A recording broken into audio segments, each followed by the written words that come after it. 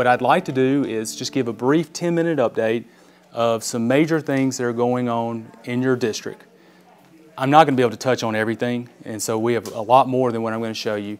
And at that point, quit and just take question and answers on anything, whether it's about the district or citywide. I'll be happy to answer any questions that you may have. The first major project that you have seen probably in the last few days go underway is the Alberta Parkway project. This was a project that came out of the Tuscaloosa Forward Plan, which we created following the tornado of April 27th. Its genesis was in the concept that there's not many east-west accesses to besides University Boulevard, and that this area needed more of that to create more of a grid pattern. It also was a way to create connectivity between J.C. Park all the way back down to 25th Avenue. And that's what we took from the Tuscaloosa Forward Plan, and so we're now to the point where the project is under construction. Many of the projects like this project here, and let me show you a map, that came out of the Tuscaloosa Forward Plan are paid for through recovery dollars. They're grants that we get and we apply for through what we call it DR. Sometimes you may see that term in the newspaper, disaster recovery dollars.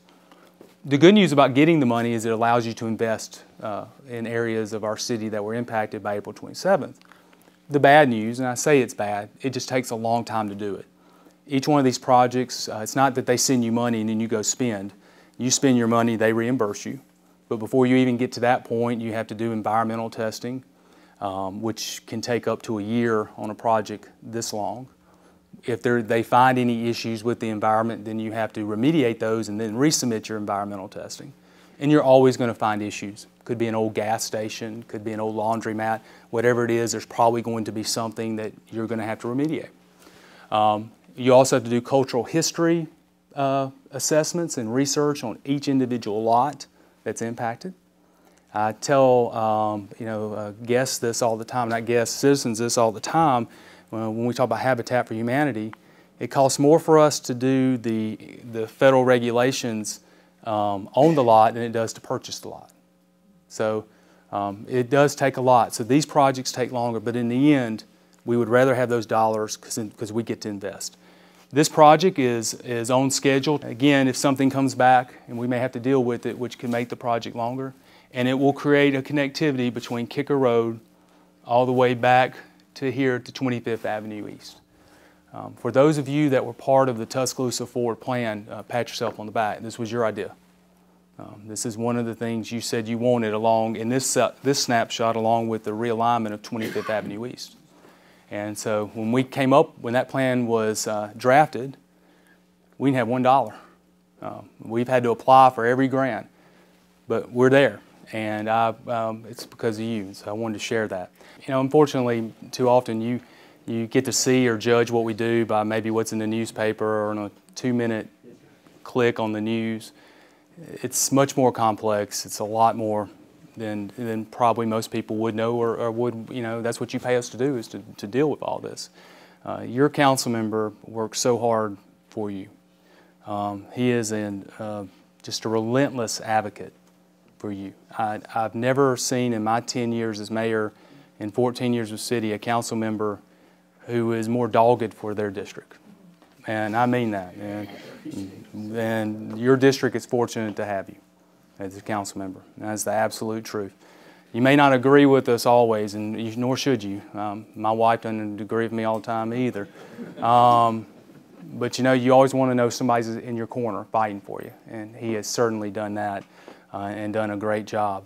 The other thing I want to point out real quickly that's not related to the Parkway project but is related to the Tuscaloosa Forward Plan was before the tornado, we were not having the type of economic growth we wanted to see in Alberta area, especially along University Boulevard. And there was a couple of issues that we felt like we had to take this opportunity to address. And we used downtown as a model. Number one was public investment. We felt like we needed to demonstrate to the private sector that the city was willing to make investments, and especially in terms of our infrastructure and our facilities. That's why we were adamant that we moved the fire station to this location and added an additional bay so that we could create a signature city building at a very important intersection in the Alberta community. That's why we wanted to keep the police precinct located on University Boulevard as well. I'm going to talk about the technology library in a little bit. We also worked very hard to get the tennis facility located here to bring people in to this area. And the parkway itself is part of that type of infrastructure investment. The growth that you're seeing in downtown, and it's phenomenal. If you think back 10 years ago, that growth wasn't there. Then the city was very bold in moving forward with a lot of infrastructure investment, similar concept to this, and it works. It's not overnight. You just can't snap your fingers and make it happen. But that's the type of thought process. The other thing, and I'm probably going too deep, is another issue we had before the tornado was you had very limited zoning along a half-block stretch on University Boulevard that could be commercial. The rest of it, and very small lots too, which make it even more complicated to develop. So the City Council, through the Tuscaloosa Forward Plan, created more mixed-use zoning, which, as Mr. Tyner alluded to, allows you now to have conversations that you couldn't have had prior to April 27th. Because if you're Golden Corral, you need 2 to 3 acres to develop your site. Or if you're Applebee's or whatever it is, they have certain development requirements. And we had to have zoning that allows you the opportunity to have those types of conversations. And that's been another important piece of the plan that never gets talked about, but I think in the long run, in the long view, it's going to have a significant impact on this corridor, especially when we get to the bridge, which I am going to talk about in a second, because I know that's first and foremost. I wasn't going to not talk about it, I can assure you. I want to talk about some good stuff before I got to the bad stuff. Juanita Drive. And this has been another community that, boy, you think about, before April 27th, we had 7.23 of the city's crime within a quarter-mile radius of Juanita Drive, and today that's basically dissipated. The homeowners have taken great responsibility in building back great. Our partnership with Habitat, I think we built 11 homes along Juanita Drive. The city invested about $1.5 million into that project. It's clearly had a benefit. But one of the issues that we have from University Boulevard all the way back till you get to the circle area of Juanita Drive is drainage and sidewalks. This $1.1 million is geared to addressing those issues. That project should get away. We've been waiting on a permit from AlDOT because we're going to do some reconfiguration of the intersection there. But once that is cleared up through AlDOT, then we'll be able to move forward. I think it has been, and now we're going to get ready to go. Alabama Power is currently moving utilities, so that's the work that you see going on out there. Another major project that's going to be coming late summer, early fall. It'll go to bids. You'll probably begin seeing work winter of 2015, beginning of 2016. This is a $6 million project in the 12.5% of the city that was damaged or destroyed on April 27th. Here are some streets. These are not all the streets in your district, but the streets that you see in red here, like Kicker Road, 21st Avenue, 22nd Avenue, 23rd Avenue, 24th Avenue, portions of 25th Avenue, 3rd Street, 1st Street East, 30th Avenue East, 3rd Avenue East, 34th Avenue East, Valley Hue, and there's a few more that we couldn't get in a snapshot. These streets are going to be totally reconstructed. We're going to go in, redo the paving, the curb, the whole 9 yards. The reason why we have waited on this project was development. First, we had to get all the debris out of the tornado, and then we had to allow redevelopment to go forward. We didn't want to pave streets and then have to do it again several years later. This is a major project that's going to be going on in your district, and again, it's one of those things that I think are really going to make an appreciable difference. You're about to have a lot go on, and hopefully by the majority of this work's going on, the bridge will be back going again. I never dreamed we would be in this situation on this bridge on University Boulevard. It's an AlDOT project, and I'm not trying to kick the can down the road, but it's not a project that's managed by the city. Mr. Tyner is absolutely right. But prior to the tornado, this bridge was scheduled to be replaced. I'm not certain whether it had been, where it was, but it was on the list, and I think at that time they were looking at 2012 or 2013, if memory serves me correct. The tornado happens. We could not have the bridge. As long as the bridge was safe, we felt we needed the bridge to stay open to help us move debris out of the communities that were destroyed. But when you do that, then the bridge gets kicked down the list of when to get replaced. Now, it was definitely needing to be replaced. It was at the end of its lifespan. And so the first delay is the city's. We asked AlDOT to delay that, and that's on my shoulders, but I think most people would have made the same decision. It was a reasonable call we had to make. When the project came up and we finally got it going again, and you also have the element of the railroad, which is another difficult dynamic. We were assured that if we waited until after the Alabama-Auburn game, because I was pushing to go earlier, your councilman was actually saying, wait, we need to wait till after Alabama football, but I've been around this business enough to know if AlDOT's ready, you can let them go. And let's go. But I think Mr. Tyner was probably wiser in saying, well, let's wait till after football season. Our city engineer worked with AlDOT, and we all had commitments, including every major stakeholder in this community, not just the city, had a commitment that this project would have an incentive-based contract, and the goal would be, weather permitting and no other external factors, they'd be opened by the first home football game. Everyone was under the belief of that. Well, when the project was let, the contract that was issued out of Montgomery did not reflect that. And I don't believe it's the fault of anyone here. And I really don't think anyone down in Montgomery had a malicious thought. But in the end, that was the bid spec and the contract that went out. We have all put our heads together to try to figure out a way to get this project accelerated. And this is where government can just get in the way of itself. We've had private entities say, well, we'll help, we'll add money to accelerate the contract. Or we've had ideas, well, maybe even the city would put up local money. But there becomes a problem, and it's the bid law itself.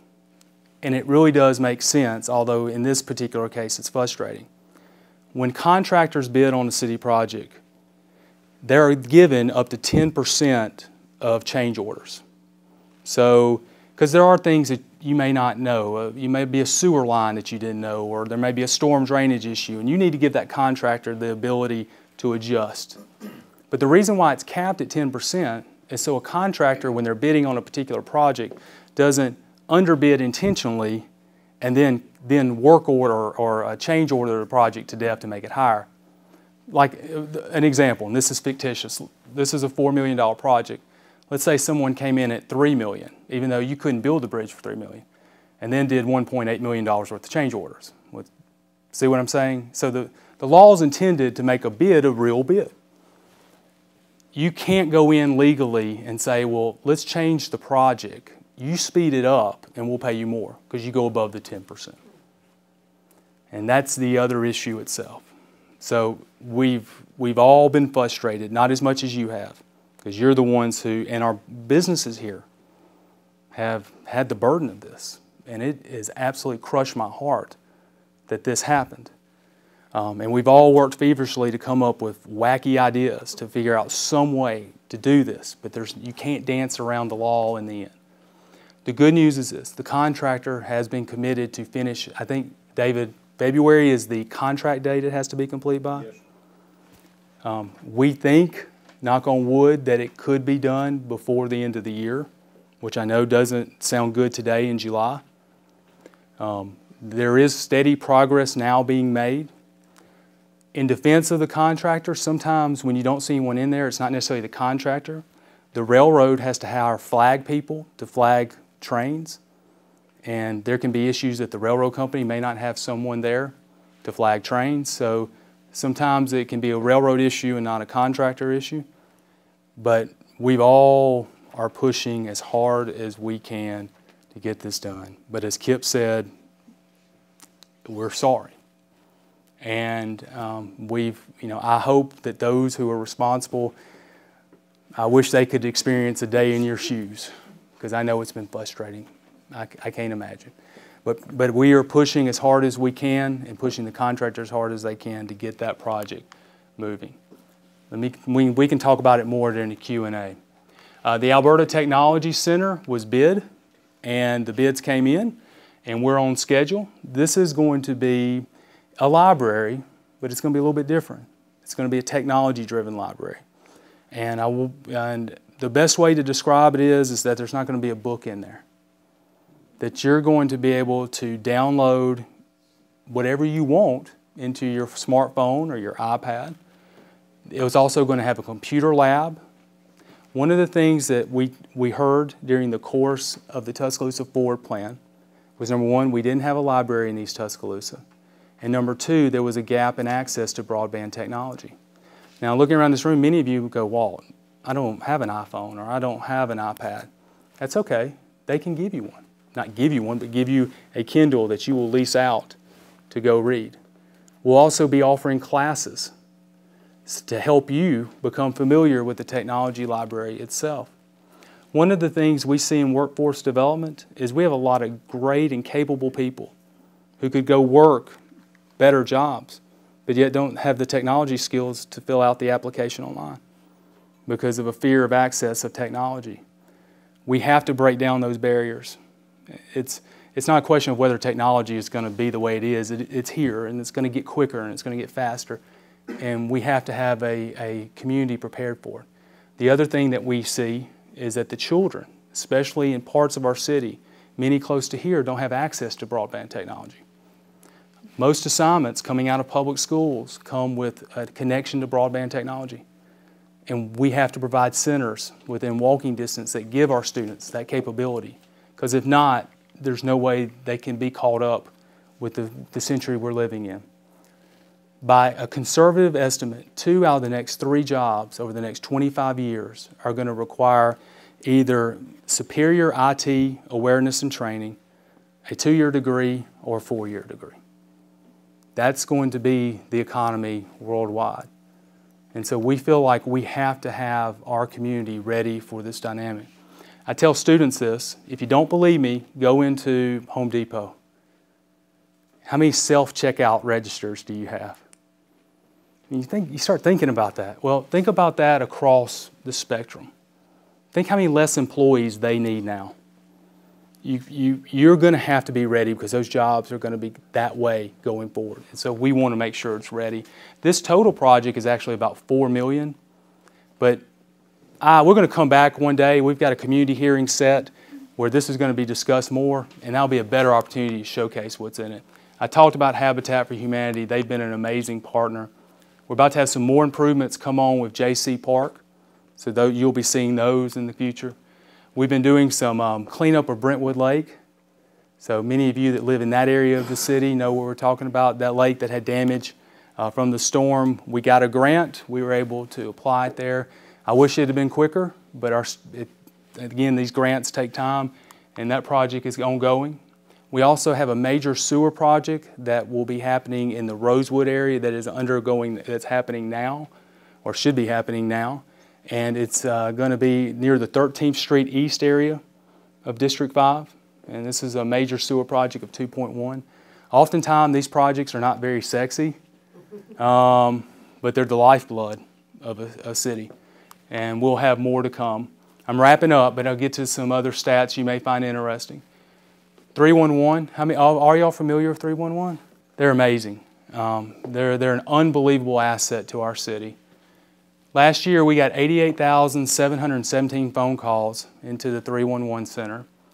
Of that, 26,109 resulted into service orders. For your district, 3,231 service orders. So you got about 13%, which is about the norm because each council district represents about 15% of the city. The number one, overgrown grass. Yeah, and tornado influences that too. So many vacant properties still. But I hope you've noticed the concrete that has disappeared. That's another story for another time. Kip and I probably have scars from that, but it was the right decision, and I'm glad that has happened. But you can see the list here. And these numbers are really quite, besides the overgrown grass, about in line with what you see throughout the city. In terms of crime statistics, we've had in District 5, you've 196 for 2014, 196 burglaries, 81, you'll hear this term, UB&E, Chief Anderson, who's here tonight, taught me this, unlawful breaking and entering, 81 of a vehicle, 21 robberies, 22 auto thefts, and 0 homicides.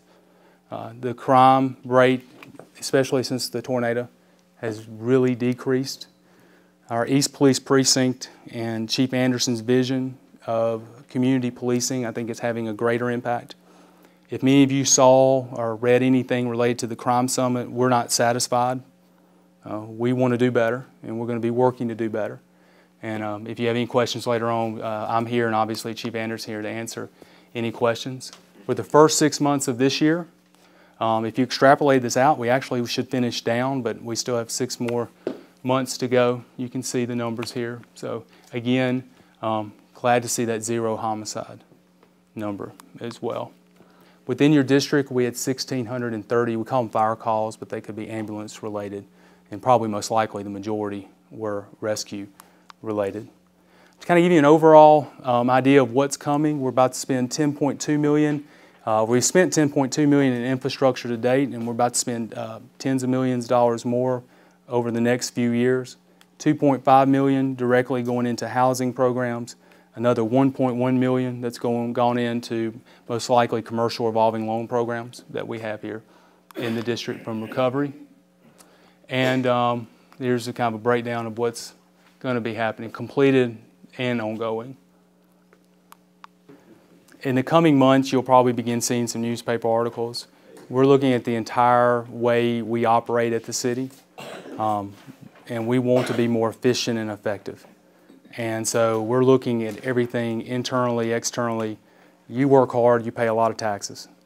And so when you need the city, we need to be as efficient and effective as possible. And our website needs upgrading, and we definitely want to do it. The only issue for us is, and this is something, and one way to be proud of, and another it limits us. We're a large organization, 1,400 employees, almost $200 million in operating budgets. We have one communications person. So we don't spend a lot of money on it. That's good in one way because we're spending it on other things. So sometimes we don't do a very good job because we're just doing our jobs, and we're not telling you how we're doing our jobs. And we've got to work to overcome that going forward. So just kind of give you a little bit of insight to that. What we have at the city is 17 departments, and when they have something, they just throw it on there. And we hadn't put a lot of time in thinking, how do you navigate a website? What's important? And I commend Deidre and Mallory, who's our webmaster, for thinking about those things, because we need to do a better job of it. Because more and more, that's how you're going to interact with the city. Less and less are you going to come to us. More and more, you're going to go through your computer or iPad or whatever it may be. We're going to work very hard, and we have been working hard, and the university has been a really great asset to us. And notifying season ticket holders, providing alternate path to football games. My concern is not necessarily a Tennessee or an Arkansas or a big game. Most of the fans that come to those games have established patterns, are aware of Tuscaloosa, communicate very effectively through the university's ticketing program. It's the games where somebody gives their tickets away, and they don't come to Tuscaloosa often. They don't know their favorite route or favorite parking place. So the Middle Tennessee states in those games, I think those are going to be the ones that are going to be much more difficult for us to deal with. Now, James Brown, who is the new ALDOT Central Director, we had a meeting with him a couple weeks ago about the Alberta Bridge when we were trying to find a creative solution.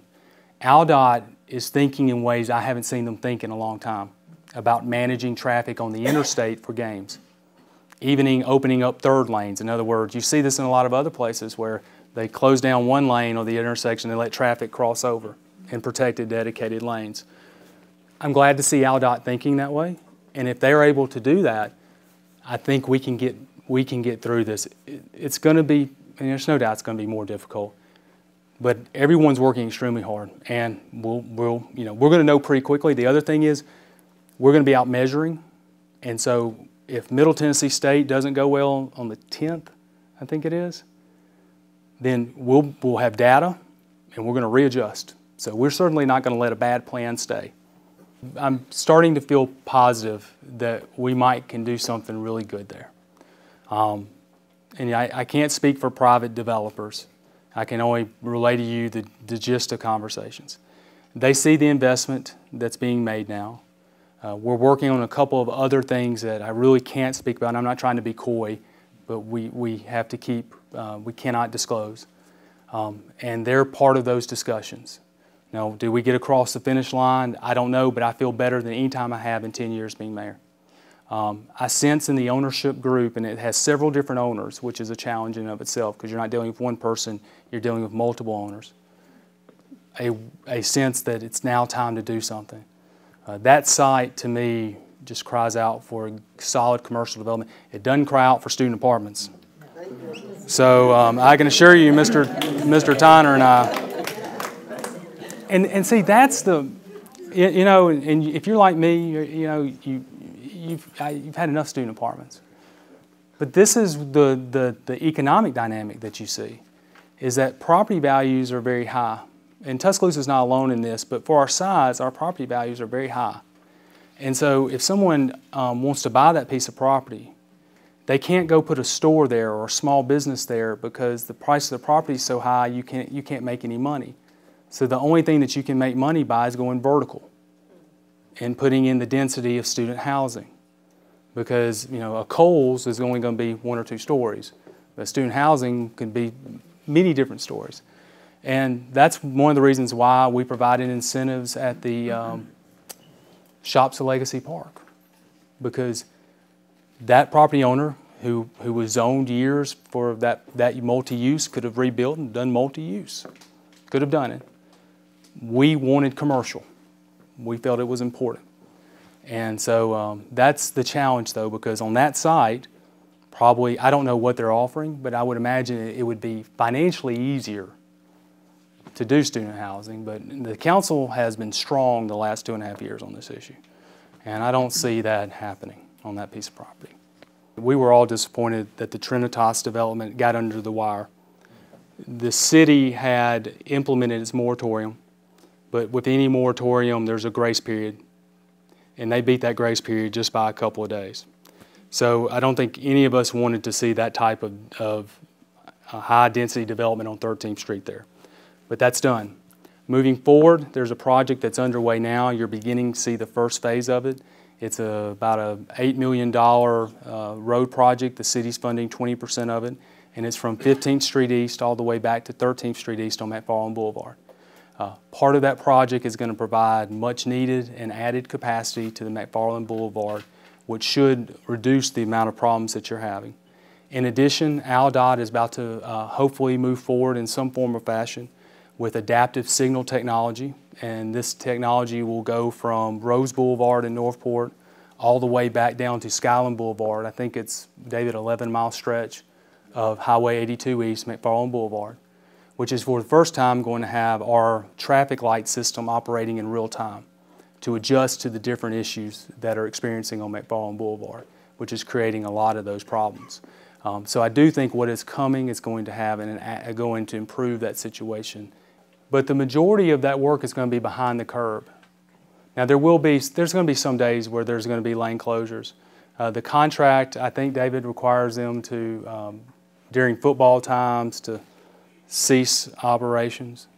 I think in a perfect world, we've talked about this as a staff, you wish you could sequence projects. You know, this project will go here and this project will go there and this will be the time. But oftentimes these dollars, for example, our tornado money comes with a time limit. So when they give you, when the project gets approved, then you've got 18 months or 24 months to spend the dollars.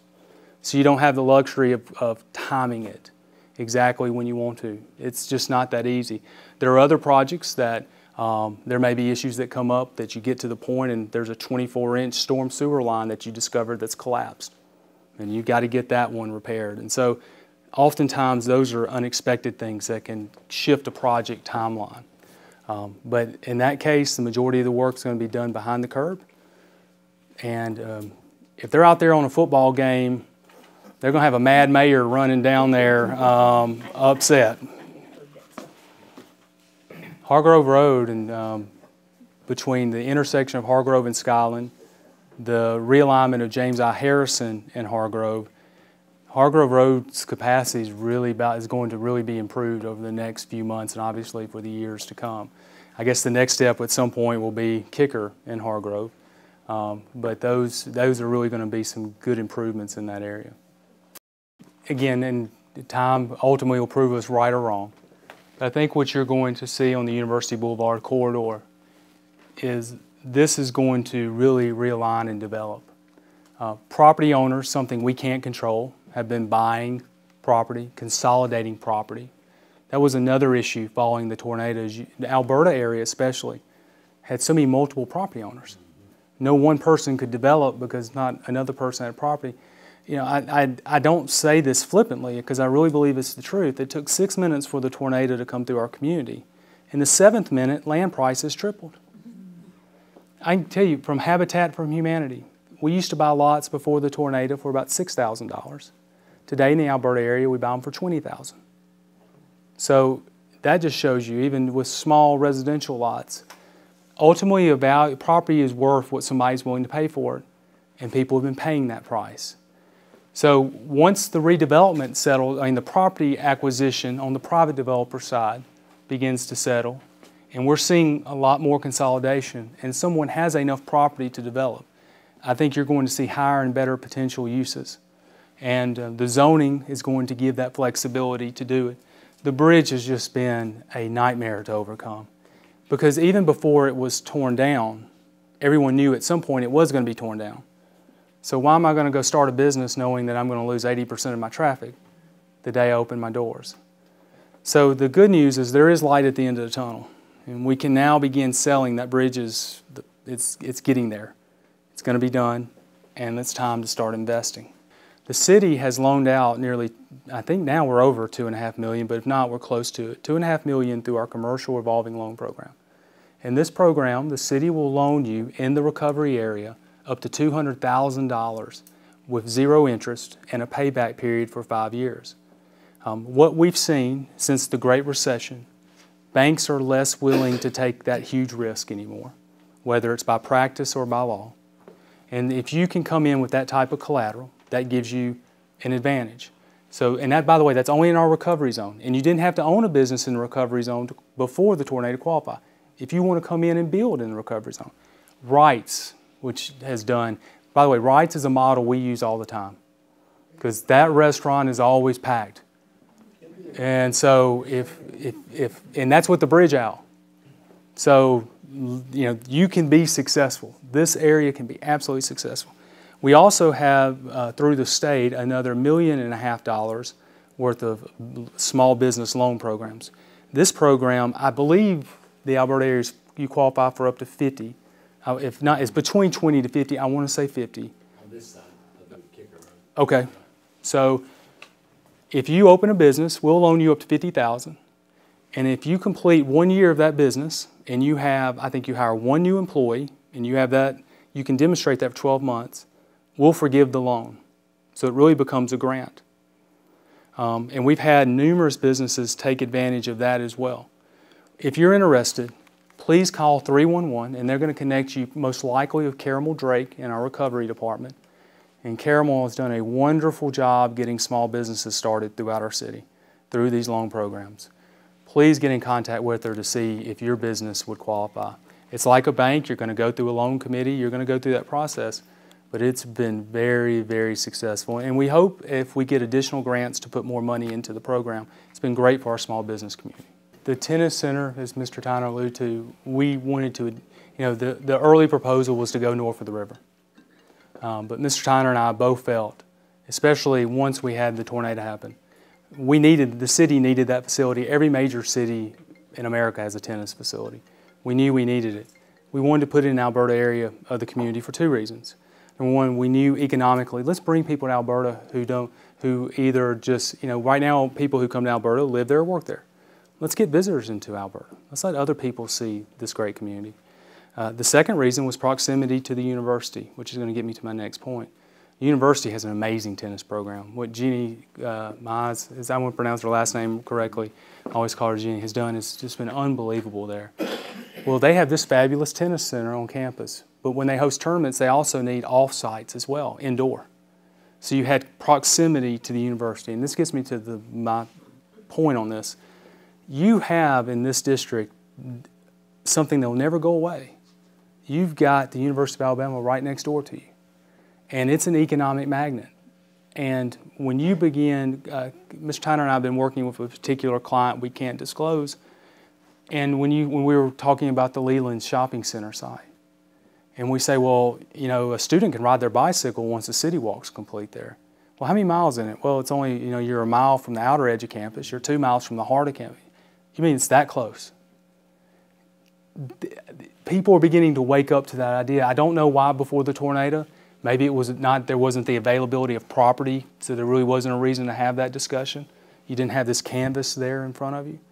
But that discussion now is happening with more frequency, and once the bridge gets complete, it's really going to help us. And again, it won't be quick, it won't be overnight, because there's the private side that Kip and I have talked about tonight. There, you know, the Mr. Smith who owns that lot, in the end, he's got to feel comfortable with making a deal work. But what we want to do is give Mr. Smith a lot of options. We want to bring as many people to the table as we can to hopefully one day make that spark happen. In 2011, we had our tornado, and that year there were 46 communities, or 40-something other communities, that were also declared presidential disaster areas, cities and states. In total, from 11, 12, and 13, there were 67 of us total, states and cities that had that presidential declaration. Most of us, and these exclude Sandy, by the way, probably didn't get, none of us would ever say we got our fair share. Others may argue different. But the city had about $128 million worth of unmet needs from the tornado. That is calculated by uninsured on housing, infrastructure, and economic development. Now, we've received around $60 million for it. You're supposed to be made whole. Okay, so we have this deficit that's out there. Well, thanks, and you have to give credit where credit's due. When Hurricane Sandy happened, Congress spent a lot of money. That was a large national disaster, and Congress wrote a very heavy check for it.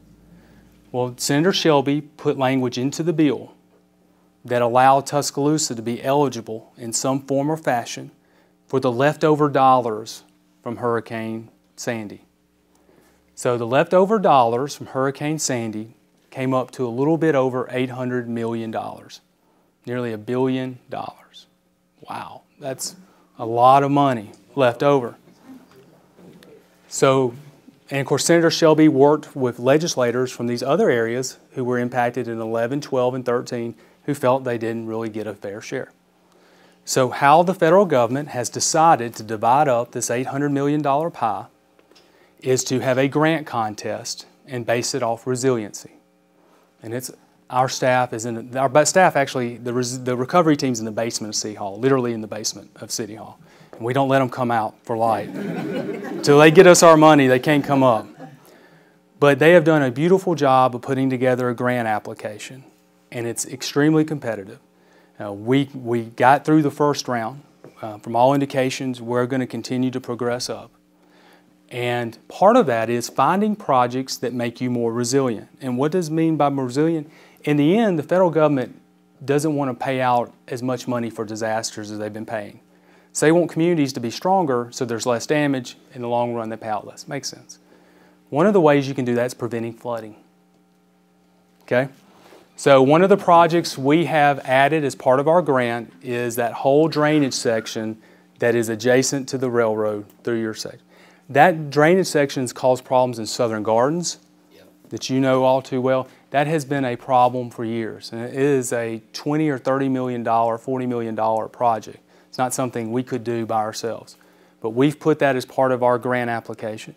We will know sometime probably in December, January, February what our allocation would be. I don't know. You know, Robin is much more optimistic than I am. So we will see, but we have made that part of our grant application. HUD, who's administering the grant, has not told us how this is going to work. The final, and what I mean by that is, let's say the city gets $25 million. I wish, but let's say we did. Do they give us $25 million and say you can spend it however you want to on the projects you put in the grant?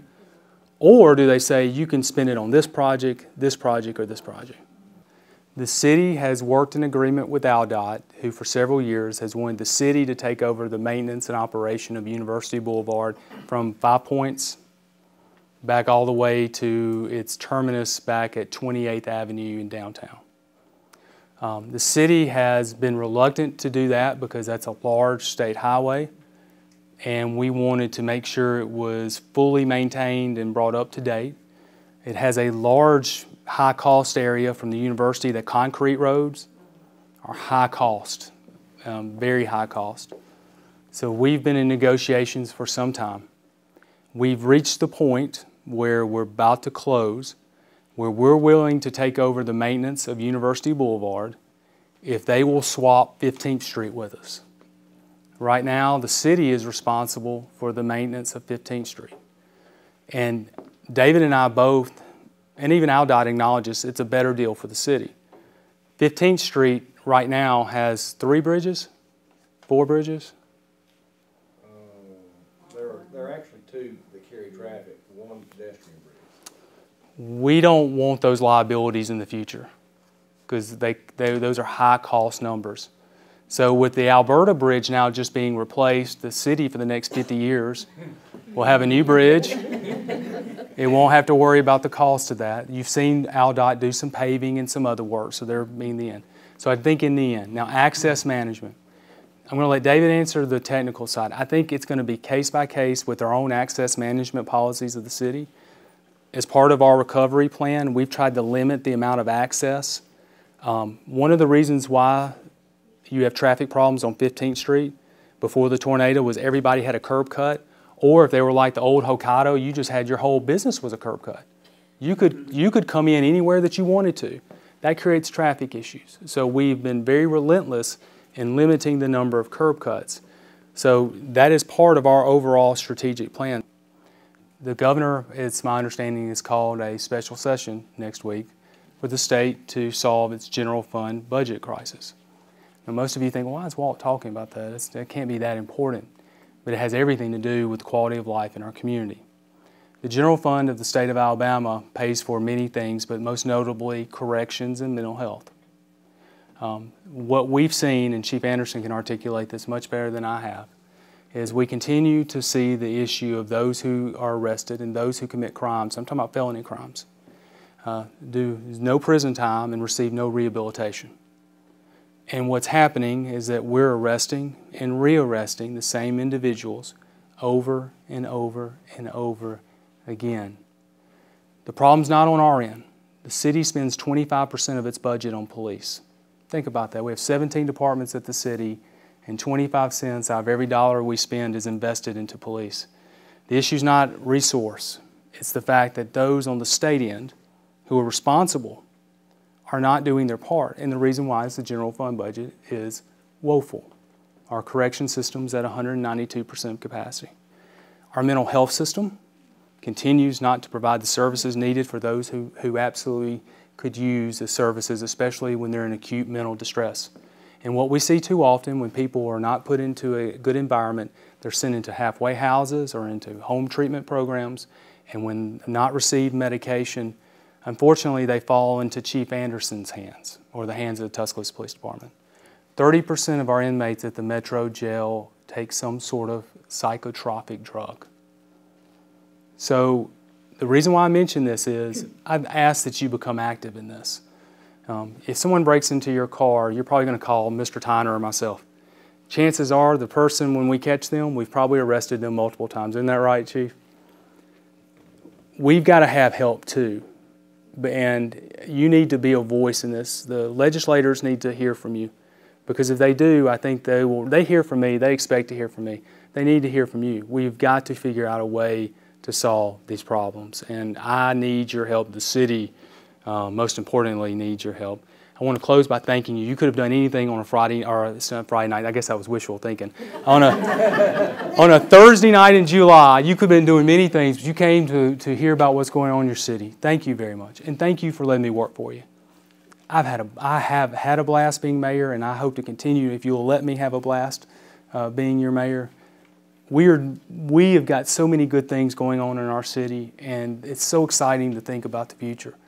And I thank you for giving me that opportunity, because sometimes you may not always agree with me, but know this, you're getting everything I got. And I just really believe what we can do and what we are going to do. So thank you. Hope all of you have a good night. And like I said, we'll be here to answer any other questions. Thank you all for coming.